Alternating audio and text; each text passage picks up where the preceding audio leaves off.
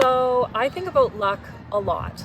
And it just makes me wonder, why is it that some people look like they're just stumbling into miracles their entire lives, whereas other people look as if they're tripping over stones for years? I came to the park today with one question in mind, and that is, can you improve your luck, or is it all just chance dressed up as fate?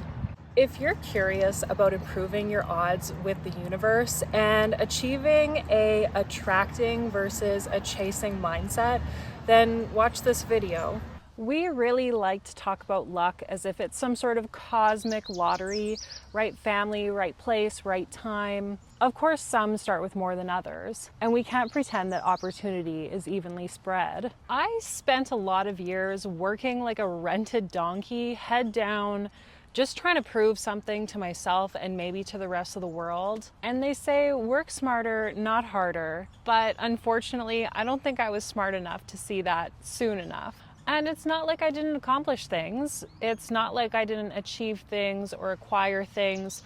But part of me also thinks, for the amount of like head down, nose grinding, physical work and effort I put in for a long time, it kind of feels like, geez, I should have more. I should be a billionaire, especially in today's day and age where you see possibly a facade of a life on social media that you're comparing how other people are living.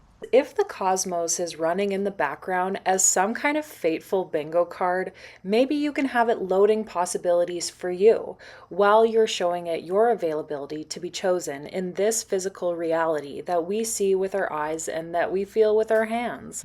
So are some people just luckier? I think that that's an easy thing to say when we feel stuck. It's coming from frustration and comparison, just a lack of understanding of what luck actually is. We tend to think about luck as some sort of magical force that only shows up for a very chosen few, but maybe in reality, it's just a combination of preparedness, awareness, and your timing.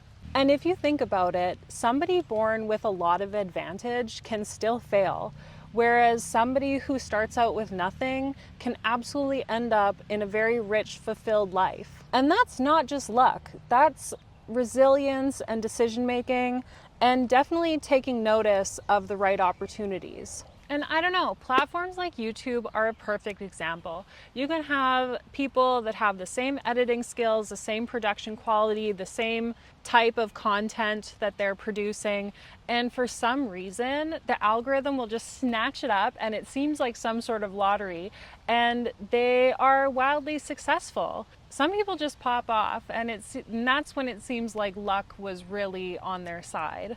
But is it real luck? Because it's rarely just random. I think that it's shaped by your willingness to put yourself out there, your resilience that you're willing to keep trying, how you think about and frame your own story, and the effort you put in when nobody's watching. Well, maybe the question isn't, why are some people just luckier? The question actually is, how do I increase my chances of the universe choosing me as the best viable option? Now, this is often attributed to Seneca because opportunity might be random, like somebody drops out of a job, you overhear a conversation.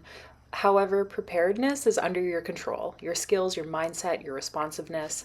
And when both collide, what looks like luck is really a kind of readiness to just capitalize on randomness. And maybe luck isn't just about odds, it's about readiness. Some people aren't luckier, they're just more open. Maybe they keep creating space for life to surprise them, and one day it does. I think that I always tend to think about this stuff and get really upset about it when I'm way down in the dumps, like emotionally or physically within the world around me. That's when I tend to do this kind of work as like a panic reset to try to crawl back out of the hole that I've dug myself. But maybe what actually needs to happen is that we're continually putting these little drops of water into our quantum bucket so that we're always having the universe work for us in the background.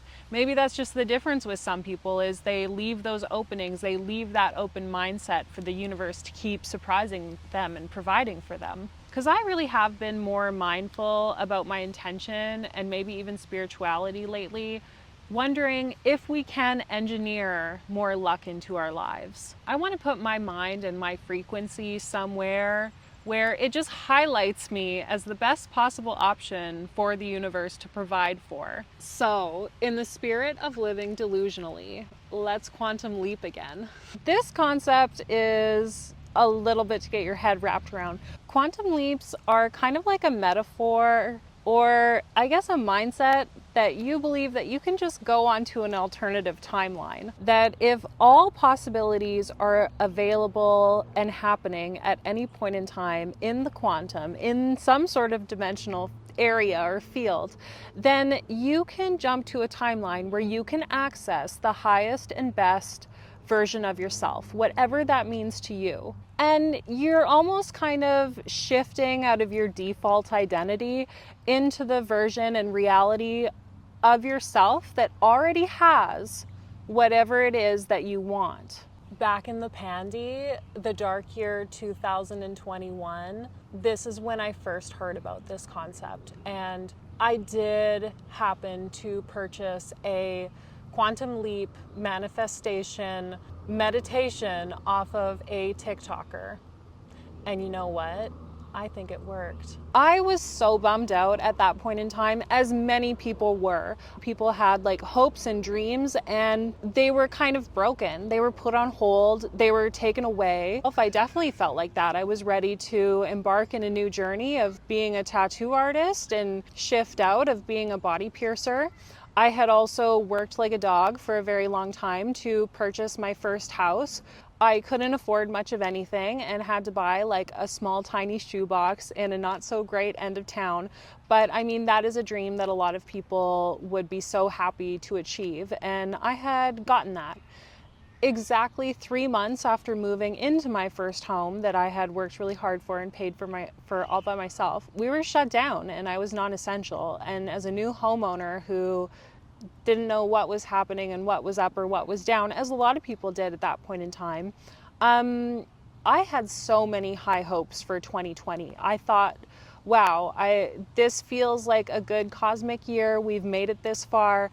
I cannot wait to see what else I can achieve and what else is going to happen. And I think that's the thing, when the world is completely out of control and you don't feel like you have any say in what is going on, that's kind of when you go, okay, well, I need to have all forces work for me behind the scenes, because in this plane of existence and this reality is not it. This ain't it, babe. Let's try another option.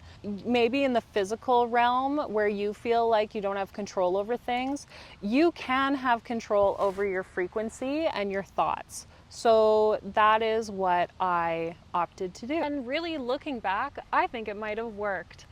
It might just be me being delusional, but who cares? When things are that tough and that dark, it'll take anything to make me feel better. Because it gave me like the strength and the mindset to just kind of put my faith into something else, that the universe was working in my favor behind the scenes for me.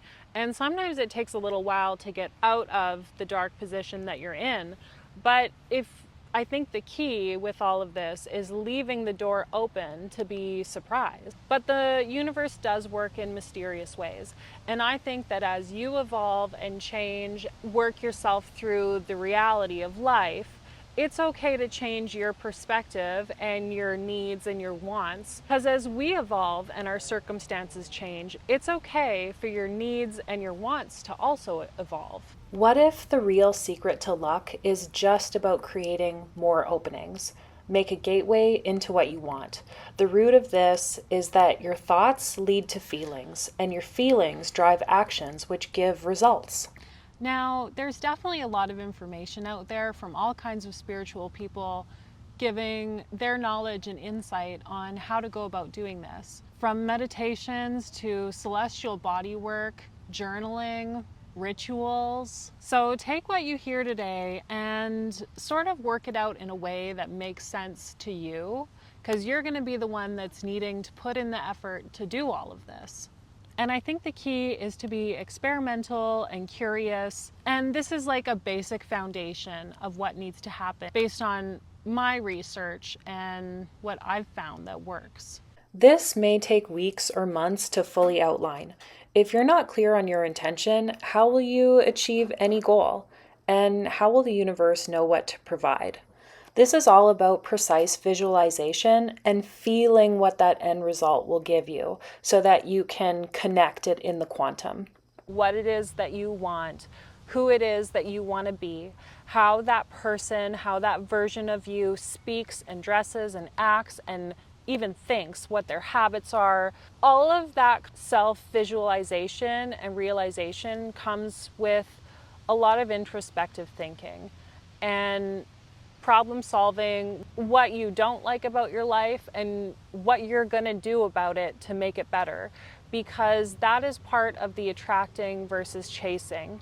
If you are not putting that effort in, the universe is not going to see you as a viable option to maybe give you the things that you're so deeply desiring. The things that I really want in life, when I get frustrated with them, sometimes my thoughts just come to the conclusion that if I was given that, I would not be prepared to take care of it. Like, I would not have the skills to be able to handle and manage the things that I really, really want. So I think you have to put processes, background, behind the scenes efforts into place so that you are ready for it when the universe provides it.